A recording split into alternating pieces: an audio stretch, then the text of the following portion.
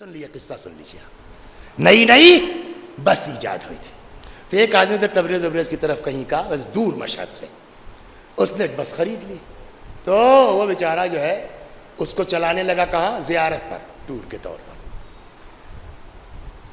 ایک دن خواب میں دیکھا اس نے امام کو 8ویں امام کو اب کی آنا نا تو ابراہیم پاکٹ مار کو بھی لیتے آنا, ابراہیم جیب کترے کو بھی لیتے آنا. اس نے کہا یار اس سے کیا مطلب, نہیں توجہ کی. دوسرے دن پھر خواب دیکھا لے کے آنا ابراہیم کو. تیسرے دن پھر کہنا یار یہ 3 دن لگاتار اس کا مطلب کچھ ہے. اچھا اسلام کا آدمی موجود ہے تو ڈھونڈتے ڈھانٹتے پہنچا, مان لو جہاں اس ٹائپ کے لوگ رہتے وہاں پہنچے کہ لے ابراہیم کو کیا کہ تم کو مشہد چلنا ہے. دیکھیے گناہگار ہونا عیب ہے, اتنا بڑا عیب نہیں ہے جتنا گناہگار ہو کے اپنے کو صلوات محمد گناہگار بھی ہیں اور اپنے کو بہت بڑا آیت اللہ بھی سمجھ رہے ہیں. صاحب وسیع صاحب سے بڑا کون ہے, کہ یہ سب سے بدتر چیز ہے. گناہگار ہے لیکن احساس اگر ہو نا, ایک حدیث سن لیجیے, سیئۃ تسؤک خیر من حسنۃ تعجبک. وہ برائی جو تم کو اپنے اندر ذلیل کر دے وہ بہتر ہے اس نیکی سے جو تمہارے اندر گھمنڈ پیدا کر دے. تو برا ہے, گناہگار برا ہے, بٹ وہ زیادہ برا ہے جو گناہگار بھی ہو اور اپنے کو جو ہے وہ سب سے اچھا آدمی بھی سمجھتا ہو. گناہگار اپنے گناہگار سمجھے تو کہیں نہ کہیں اس کو راستہ مل جائے گا. ابراہیم جیب کترا گناہگار تھا مگر اپنے کو بہت اچھا آدمی نہیں سمجھتا تھا, اور یہی شاید سبب ہے کہ اس کو تو کہنے لگا ابراہیم تم کو چلنا ہے ہمارے ساتھ زیارت.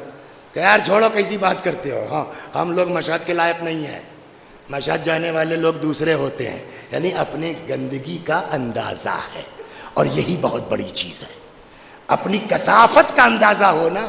بھئی جب ہم کو پتہ ہی نہیں ہے کہ داغ لگا ہے تو دھولیں گے کیوں؟ کثافت کا اندازہ تب آدمی کوشش کرے گا نا. ایک بات. دوسری بات یہ کہ ہمارے پاس پیسے ہی نہیں ہے. یہ دیکھو فلانی بڑھیا کہ بٹوا مارا تھا 4 روپیہ ہے.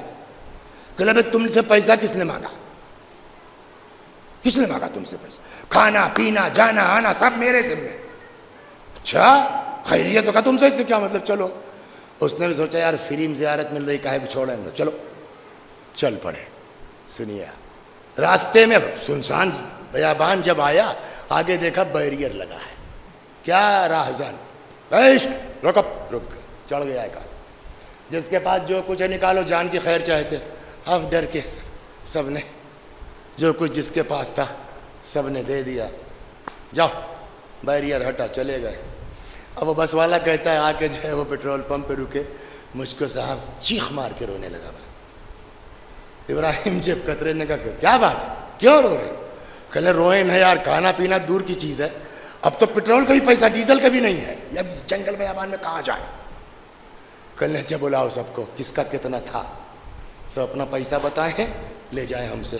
تم سے کہاں, میں دے رہا ہوں سب کا دے رہا ہوں, تمہارا دوں گا. اب ایسا میرا 10 تھا, میرا 20 تھا, میرا کل اب تم بتاؤ ڈرائیور صاحب تمہارا کتنا. دوست نے لگا یہ لو اپنا پیسہ لو. تو بھیا سب کا ہوگا, کہنے یہ دیکھو 4 میرا تھا, یہ میرا 4 روپیہ بچا ہوگا. تو کہ یہ پیسہ کہاں سے آیا تمہارے پاس؟ کہنے لگے تم لوگ نہیں سمجھے, تم لوگ تو ٹینشن میں تھے کہ لوٹ رہے ہیں, اور میرا پیشہ معلوم ہے تم لوگوں کو کیا ہے. تو وہ جو ہے وہ تم لوگوں سے لوٹ رہا تھا, میں تڑے تھا یہ لوٹ کے رکھتا کہاں ہے. سمجھے آپ؟ کہ جیسے ہی اس نے رکھا میں نے پاکٹ مار دی اس کی. جب اس نے کہا تو ڈرائیور پھر رویا چیخ کے, کہا بے اب کیا, اب تو مل گیا پیسہ. کہنا اب سمجھ میں آیا کہ 3 دن لگاتار امام نے کیوں کہا کہ ابراہیم جیب کترے کو لے کے آنا. کہتا کیا, ابے کیا, میرے جیسے گناہگار کے لیے امام نے کہا لے کے آنا. کہتا میری کون سی تم سے رشتہ داری تم کو فری میں لے آؤں گا میں. چلے گئے, مشہد پہنچ گئے. ہاں قافلہ چلنے لگا.